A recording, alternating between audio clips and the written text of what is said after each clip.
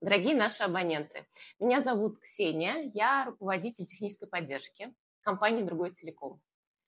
Одно из основных обращений, с которыми абоненты звонят в техподдержку, это отсутствие оптического сигнала, которое может быть связано либо с обрывом кабеля, либо с его загибом, либо с повреждением кабеля на линии.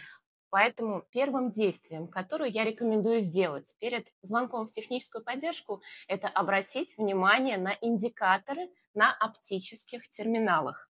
Если будет обрыв, то PON-аларм либо лос будут гореть красным. Если это так, то вам необходимо проверить оптический кабель, тонкий белый, который идет до данных приставок. Если на данном кабеле вы не видите загиба или залома, или у вас не получается устранить его самостоятельно, пожалуйста, звоните в техническую поддержку по номеру 58 00 18. Мы сделаем заявку на выезд мастера.